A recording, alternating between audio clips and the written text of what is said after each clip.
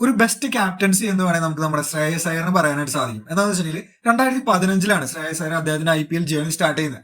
അതിനുശേഷം 3 ഫ്രാഞ്ചൈസിക്ക് ഡിഫറെന്റ് ആയിട്ടുള്ള ഫ്രാഞ്ചൈസിക്ക് അദ്ദേഹത്തിന്റെ ക്യാപ്റ്റൻസി എന്ന് പറയുന്ന രീതിയിൽ കളിച്ചിട്ടുണ്ട്. ഒന്ന് ഡൽഹിക്ക് വേണ്ടിയിട്ടാണ്, KKRന് വേണ്ടിയിട്ടാണ്, പഞ്ചാബിന് വേണ്ടിയിട്ടാണ്. ഈ 3 പ്രാവശ്യവും ആ ഒരു ടീമിനെ ശരിക്കും പറഞ്ഞാൽ ടോപ്പ് 2 പൊസിഷനിലാണ് എത്തിക്കുന്നത്. നമുക്കറിയാം ഡൽഹി എന്ന് പറയുന്ന ഒരു ടീം എന്ന് പറഞ്ഞിട്ടുണ്ടെങ്കിൽ എപ്പോ നോക്കിയാലും പോയിന്റ് ടേബിളിൽ പാതാളത്തിൽ നിൽക്കുന്ന ഒരു ടീമാണ്. അതേപോലെ തന്നെ പഞ്ചാബ് ആണെങ്കിൽ എപ്പോ നോക്കിയാലും ബോട്ടം ലെവലിലായിരിക്കും ഒരു IPL ജേർണിയിൽ ലാസ്റ്റ് നോക്കിയാണ് നമുക്ക് കാണാനായിട്ട് സാധിക്കുന്നത്. ശ്രേയസ് അയ്യർ 2020 ഈ ഡൽഹിയുടെ ക്യാപ്റ്റൻ ആവുന്നത്. ആ ഒരു സമയത്ത് ഡൽഹിയുടെ പൊസിഷൻ എന്ന് പറയുന്നത് ടോപ്പ് 2 പൊസിഷനിലാണ്. 2024 KKRന്റെ ക്യാപ്റ്റൻ ആയിരുന്നു. ആ ഒരു KKRന് ട്രോഫി വാങ്ങിച്ചു കൊടുക്കുന്നുണ്ട്. ഇപ്പൊ പഞ്ചാബ് എന്ന് പറയുന്നത് നമുക്കറിയാം 2014 അവര് ഒരു ടോപ്പ് 4 പൊസിഷനിൽ വന്ന് നിൽക്കുന്നത്. 2014 10 വർഷം കഴിഞ്ഞിട്ട് ഇപ്പോഴാണ് അവര് ആ ഒരു ടോപ്പ് 4 പൊസിഷനിൽ അല്ലെങ്കിൽ ടോപ്പ് 1 പൊസിഷനിൽ കൊണ്ടുചെന്ന് എത്തിക്കുന്നത്. ഇതിന്റെ ഫുൾ ക്രെഡിറ്റ് എന്ന് പറഞ്ഞിട്ടുണ്ടെങ്കിൽ ശ്രേയസ് അയ്യർ എന്ന് പറയുന്ന ആ ഒരു ക്യാപ്റ്റനാണ്. എന്താണെന്ന് വെച്ചിട്ടുണ്ടെങ്കിൽ നമുക്കറിയാം ഒരു ടീം സെലക്ട് ചെയ്യപ്പെടുമ്പോൾ അതിൽ ഒരു ക്യാപ്റ്റന്റെ പ്രാധാന്യം എന്ന് പറയുന്നത് വളരെ പ്രധാനമാണ്. സോ ഇവിടെ ഒരു പുതിയൊരു ക്യാപ്റ്റൻ എന്ന് പറയുന്ന രീതിയിലാണ് നമ്മുടെ ശ്രേയസ് അയ്യർ പഞ്ചാബിലേക്ക് കയറി വന്നിരിക്കുന്നത്. കഴിഞ്ഞ കൊല്ലം വരെ വളരെ പാത്തറ്റിക് ആയിരുന്നു പഞ്ചാബിന്റെ കണ്ടീഷൻ എന്ന് പറഞ്ഞാൽ, വളരെ പാത്തറ്റിക് ആയിരുന്നു. പക്ഷേ ഈ ഒരു സമയത്ത് ഈ ഒരു സീസണിൽ വളരെ അത്യാവശ്യം നല്ലൊരു ടീമിനെ തന്നെയാണ് അവർ വിളിച്ചെടുത്തിട്ടുള്ളത്.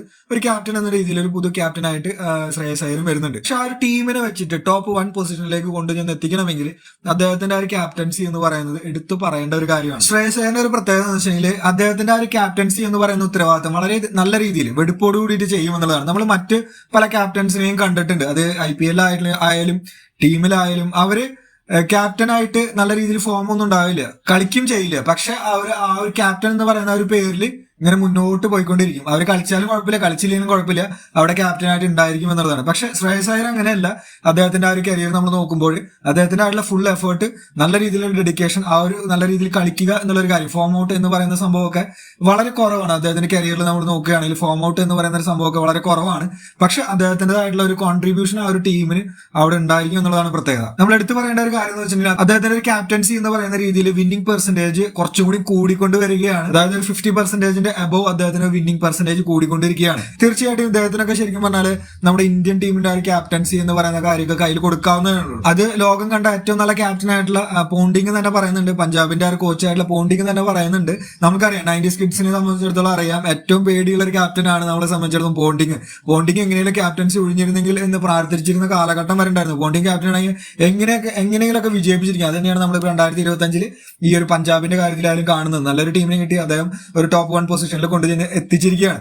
സോ പോണ്ടിങ് അദ്ദേഹത്തിന്റെ ആ ഒരു ഇതിൽ പറയുന്നത് എന്താണെന്ന് വെച്ചിട്ടുണ്ടെങ്കിൽ ഒരു ക്വാളിറ്റി പേഴ്സൺ എന്ന രീതിയിലാണ് ശ്രേയസ് അയ്യറിനെ പറയുന്നത്. ഒരു ക്വാളിറ്റി പേഴ്സൺ, ബെസ്റ്റ് ക്യാപ്റ്റൻ എന്ന് കൂടി അദ്ദേഹം 2 വട്ടം എടുത്ത് പറയുന്നത്. ഇത് എന്തിനു വേണ്ടിയിട്ടാണ് എങ്ങനെ പോലും നമുക്ക് എല്ലാവർക്കും മനസ്സിലാക്കാവുന്ന ഒരു കാര്യമാണ്. BCCIയുടെ ചുവട്ടിൽ അവരുടെ ചെല്ലപ്പിള്ളകളെ വീണ്ടും ക്യാപ്റ്റൻ ആക്കുന്നതിന് പകരം നല്ല രീതിയിൽ കഴിവുള്ള പിള്ളേരെ കൊണ്ടുവന്നുകൂടെ എന്ന് ഇൻഡയറക്റ്റ് ആയിട്ട് പോണ്ടിങ് പറയുന്നതായിരിക്കാം എന്നാണ് തോന്നുന്നത്. മറ്റൊരു കാര്യം എന്ന് വെച്ചിട്ടുണ്ടെങ്കിൽ മാർച്ച് 17 ശശാങ്ക് സിംഗ് എന്ന് പറയുന്ന നമ്മുടെ പഞ്ചാബിന്റെ ഒരു ബാറ്റർ ഉണ്ടല്ലേ, അദ്ദേഹം പറഞ്ഞൊരു കാര്യമുണ്ട്. എന്താണെന്ന് വെച്ചിട്ടുണ്ടെങ്കിൽ ഞങ്ങൾ എങ്ങനെ പോയാലും ഇപ്രാവശ്യത്തെ IPL ടോപ്പ് 2 പൊസിഷനിൽ വന്നിരിക്കും എന്നുള്ളൊരു കാര്യമാണ്. മെയ് 26 നോക്കുമ്പോൾ അത് സത്യമായിരിക്കണം, ടോപ്പ് 1 പൊസിഷനിലാണ് വന്നിരിക്കുന്നത്. ഇത് എന്ത് കോൺഫിഡന്റിലാണ് അദ്ദേഹം പറഞ്ഞത് എന്നറിയില്ല. അത്രയും കോൺഫിഡന്റ് ആണ് ആ ഒരു ടീമിന്റെ ആ ഒരു അറ്റ്മോസ്ഫിയറിൽ അദ്ദേഹത്തിനുള്ളത് എന്നുള്ളൊരു കാര്യം അദ്ദേഹം പറയുന്നത്. എന്താണെന്ന് വെച്ചിട്ടുണ്ടെങ്കിൽ പഞ്ചാബിന്റെ ഏറ്റവും സീനിയർ പ്ലെയർ ആണെന്ന് നോക്കുകയാണെങ്കിൽ ചഹലാണ്.